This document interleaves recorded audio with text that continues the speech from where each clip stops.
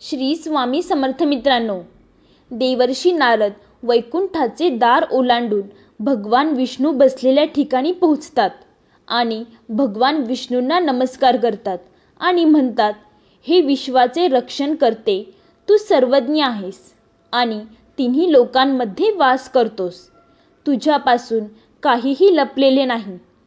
हे प्रभू, मी आज वैकुंठाला आलो आहे हे तुला चांगलंच माहीत आहे. भगवान श्री हरी विष्णूजी म्हणतात, हे देवर्षी, मला माहीत आहे की तू का चिंतेत आहेस आणि मला तुझी अवस्था समजते. आज तुझ्या मनात जी शंका आहे ती दूर करण्यासाठी आला आहेस. ती केवळ संपूर्ण मानवजातीच्या कल्याणासाठी आहे. तेव्हा देवर्षी नारद म्हणू लागले, हे भगवान, आज मी काही लोकांना पिंपळाचे झाड तोडताना पाहिले आहे. त्या झाडाला खूप वेदना होत होत्या आणि लोक विचार न करता पिंपळाचे झाड तोडत होते. नारद मुनी म्हणाले, हे प्रभू, पिंपळाच्या झाडात वास करणारा तूच आहेस. तू स्वतःच त्या वृक्षात विराजमान आहेस. मग मानव अशी पापे का करतात? मला हे देखील जाणून घ्यायचे आहे की पिंपळाच्या झाडाला पाणी दिल्याने कोणते फळ मिळते आणि पिंपळाच्या झाडाला पाणी कधी द्यावे, कोणत्या दिवशी पूजा करावी. तेव्हा भगवान विष्णू म्हणतात, हे देवर्षी, तुम्ही खरे बोलता. मी पिंपळाच्या झाडात राहतो. पिंपळाचे महत्त्व सांगण्यापूर्वी मी तुम्हाला एक प्राचीन कथा सांगतो. या कथेद्वारे तुम्हाला तुमच्या सर्व प्रश्नांची उत्तरे मिळतील. जो कोणी ही कथा एकदा ऐकतो त्याची सर्व पापे नष्ट होतात. जो ही कथा पुन्हा पुन्हा ऐकतो त्याचे सर्व दुःख दूर होतात आणि त्याला संपत्ती आणि समृद्धी देखील मिळते. पिंपळाच्या महानतेच्या या कथेचा प्रसार जो करतो तर त्याला विष्णूचा संसार प्राप्त होतो. देवर्षी म्हणतात, हे परमेश्वरा, मला ही कथा ऐकण्याची तीव्र इच्छा आहे. कृपया ही महान कथा मला लवकर सांगा. मी ती लक्षपूर्वक ऐकून तिन्ही लोकांमध्ये त्याचा प्रचार करीन. श्री हरी विष्णूजी म्हणतात, हे देवर्षी, प्राचीन काळी नंदीग्राम नावाचे एक अतिशय सुंदर शहर होते. त्या शहरात श्याम नावाचा एक थोर ब्राह्मण राहत होता. तो नेहमी यार धर्माच्या अनुष्ठानात गुंतला होता आणि सर्व प्राणी आणि पक्ष्यांची सेवा करत असे. त्याच्या आश्रमात एक प्राचीन पिंपळाचे झाड होते, ज्याची तो ब्राह्मण रोज पूजा करत असे. तो त्या पिंपळाच्या झाडाला रोज पाणी द्यायचा, एकादशीचे व्रत करायचा, पिंपळाच्या झाडाला पाणी देऊन प्रदक्षिणा घालायचा. हे रोज बाहेर जाताना येताना पिंपळाच्या झाडाला नमस्कार करायचा. अशा प्रकारे त्या ब्राह्मणाने त्या पिंपळाच्या झाडाची पूजा करून पुण्य मिळवले होते. मग एके दिवशी एक भयंकर राक्षस अन्नाच्या शोधात ब्राह्मणांच्या आश्रमात येतो आणि इकडे तिकडे पाहू लागतो. तेव्हा ब्राह्मण झोपडीतून बाहेर येतो आणि त्याला एक मोठा राक्षस उभा असल्याचे दिसते. राक्षस ब्राह्मणाला पाहताच म्हणाला, वा, आज आपल्याला खूप सुंदर ताजे मांस खायला मिळेल. हा ब्राह्मण खूपच तरुण, देखणा आणि प्रतिभाव दिसतोय. ब्राह्मण त्या राक्षसाला पाहून म्हणू लागतो, हे राक्षसा, या गरिबाच्या घरी आपले स्वागत आहे. तुला भूक लागली आहे का? मला सांग, तुला जेवण हवे आहे का? मी तुम्हाला काय देऊ शकतो? ब्राह्मणाचे असे बोलणे ऐकून राक्षस आश्चर्यचकित होतो आणि विचार करू लागतो, हा ब्राह्मण तर मला अजिबात घाबरत नाही. हे फार आश्चर्य वाटते. तो नक्कीच महान तपस्वी दिसतोय. तेव्हा राक्षस म्हणू लागतो, हे महात्मा, तू कोण आहेस आणि इथे का राहतोस? मला बघून तू अजिबात घाबरला नाहीस का? तेव्हा ब्राह्मण म्हणतो, हे दानव, मी भगवान विष्णूचा भक्त आहे. मला या जगात कशाचीच भीती नाही. मग सांग, तुला काय हवंय? तुझी जी काही इच्छा असेल ती मी पूर्ण करेल. या इकडे या झाडाखाली बसा. मग राक्षस त्या झाडाखाली जाताच त्याचे शरीर पूर्ण जळू लागते आणि त्याचा मृत्यू होतो. आणि त्या राक्षसाच्या शरीरातून एक दैवी माणूस बाहेर पडतो. तो मनुष्य अतिशय आनंदित होऊन त्या ब्राह्मणाला म्हणू लागतो, हे ब्राह्मण देवा, हा कोणता चमत्कार आहे, ज्याच्या खाली राहिल्यावर मला मोक्ष मिळाला. तेव्हा तो ब्राह्मण म्हणतो, महात्मा, हे पिंपळाचे झाड आहे. हे भगवान विष्णूचे वास्तविक रूप आहे. ते सर्व पापांचा नाश करणारे आहे. या वृक्षाच्या सानिध्यात येण्याने तुमची सर्व पापे नष्ट होतात. मग तो दिव्य पुरुष स्वर्गाकडे जाऊ लागतो.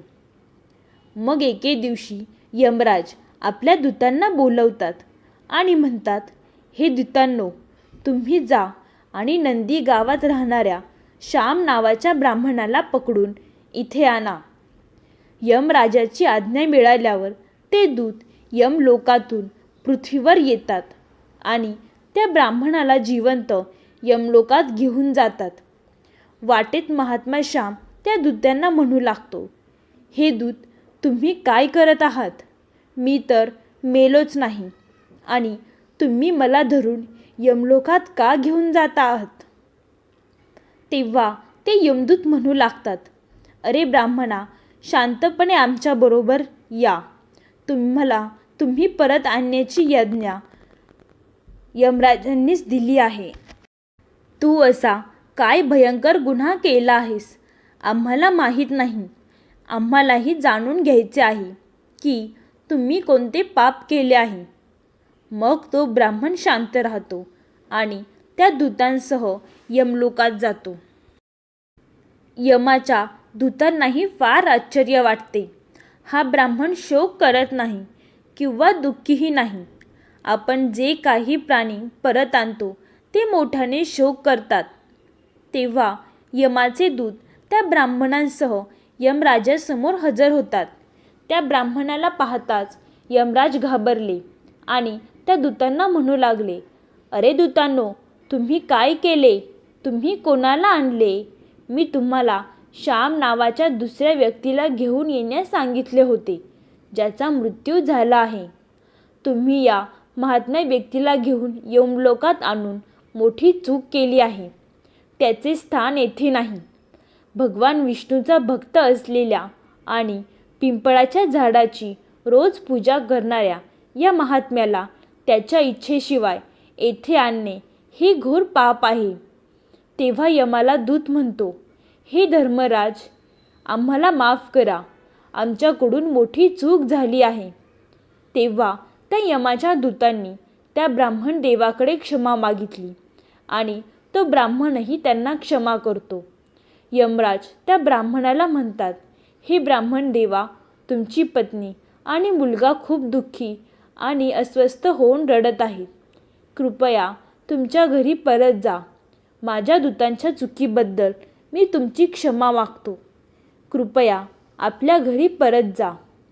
तेव्हा तो ब्राह्मण म्हणतो, हे धर्मराज, मी तुला नमस्कार करतो.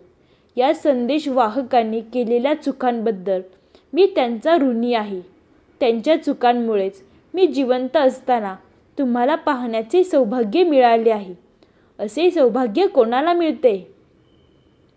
हे धर्मराज, माझी तुम्हाला एक विनंती आहे. मला संपूर्ण नरक पाहायचा आहे, जेथे पापी लोकांना त्यांचे कर्म भोगावे लागतात. ब्राह्मणाचे म्हणणे ऐकून यमराज प्रसन्न झाले. हे ब्राह्मण देवा, ठीक आहे. जर तुम्हाला तेच हवे असेल तर मी तुमची इच्छा नक्कीच पूर्ण करेल. मग यमराज त्या ब्राह्मणाला सर्व नरक पाहण्यासाठी घेऊन जातात. त्या श्याम ब्राह्मणाने पाहिले की पापी आत्मे नरक यातना भोगत आहेत. कुणाला सुळावर चढवले जाते तर कोणाला क्रूर प्राणी खातात. कोणाला वेदना होत असतात तर कोणी पापी कीटक खात असतात आणि काही पापी उकळत्या तेलाच्या भांड्यात शिजवले जात असतात. काही यम पापींना भयंकर वेदना देत आहेत. त्यांच्यावर शस्त्रशास्त्रांनी हल्ला करत आहेत. काही पापी अत्यंत थंड नरकात पीडा देत आहेत आणि काही जळत्या अग्नीत पडून मोठ्याने आक्रोश करीत आहेत. हे पाहून श्याम ब्राह्मणाला खूप वाईट वाटले. तो त्या पीडित प्राण्यांना म्हणू लागला, तुम्ही लोकांनी पृथ्वीवर राहून चांगले काम केले नाही का, ज्याच्यामुळे तुम्हाला येथे नरकात येऊन त्रास सहन करावा लागतो. नरकात शिक्षा भोगत असलेल्या प्राण्यांना म्हणाले, हे विप्र, आम्ही पापी लोकांनी पृथ्वीवर काही चांगले केले नाही, म्हणूनच आम्ही नरकात पडून शिक्षा भोगत आहोत.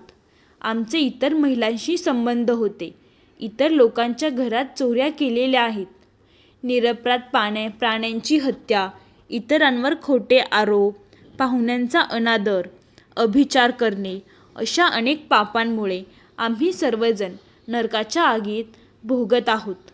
आम्ही तहानलेल्या गायांच्या झोपड्या तोडल्या आहेत, दानधर्म करणाऱ्या लोकांची लूट केली, उपवास कर्मकांड कधीही पाळले नाही, आमच्या स्त्रियांचा बळी दिला, आम्ही आमच्या मित्रांचा विश्वासघात केला आणि खोटी साक्ष देऊन आम्ही अनेक निरपराध लोकांना अडकवले. या सर्व गंभीर पापांमुळे आम्ही नरक शिक्षा भोगत आहोत. तेव्हा ब्राह्मण म्हणाला, तुम्ही लोकांनी भगवान विष्णूची एकदाही पूजा केली नाही, त्यामुळे तुमची अशी भीषण अवस्था झाली आहे. जो मनुष्य पृथ्वीवर राहून भगवान विष्णूची पूजा करतो, त्याला अशा दुर्दैवाला कधीही सामोरे जावे लागत नाही, त्याला मोक्ष मिळतो. तुम्ही लोक श्रीहरींच्या चरणी कधीही डोकं टेकवले नाही, त्यामुळे तुम्ही नरकात पोहोचला आहात.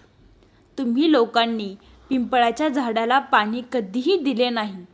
पिंपळाच्या झाडाला पाणी अर्पण करणे अनेक जन्माची पापे नष्ट होतात. मग ते नरक प्राणी ब्राह्मण देवाला म्हणू लागले, आमची सद्गत दिवेक बुद्धी अपवित्र आहे. आमच्या पापांमुळे आम्हाला भयंकर त्रास होत आहे. आमचे शरीर नरकाच्या आगीत जळत होते, परंतु तुमच्या शरीराला स्पर्श करून आमच्या दिशेने येणारा वारा आम्हाला आनंद देत आहे. आमचे दुःख कमी झाले आहे. आत्ता आम्हाला नरकाच्या आगीत त्रास होत नाही.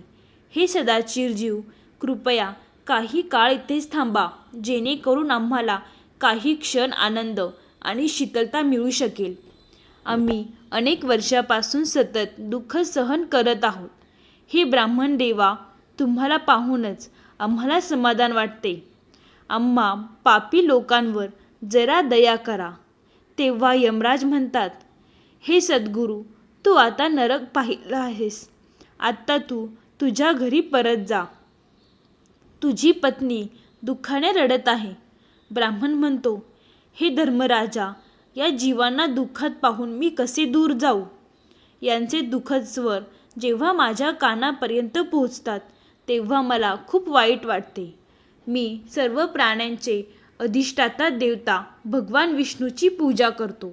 जर मी या दुःखी प्राण्यांकडे दुर्लक्ष केले तर माझे जीवन व्यर्थ जाईल. यमराज म्हणू लागतात, हे ब्राह्मण देवा, तुम्ही या पापी लोकांची काळजी करू नका. ते सर्व त्यांच्या कर्माचे भोग आहेत.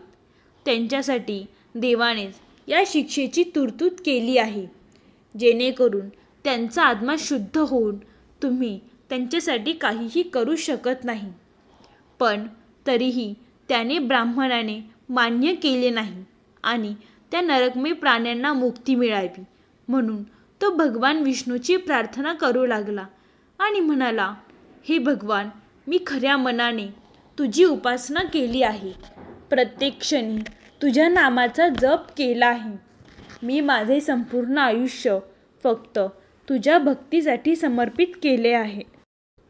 मी माझे सर्व पुण्य या पापी आत्म्यांना अर्पण करतो.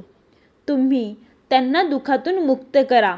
त्यांना नरकाच्या यातनांपासून मुक्त करा.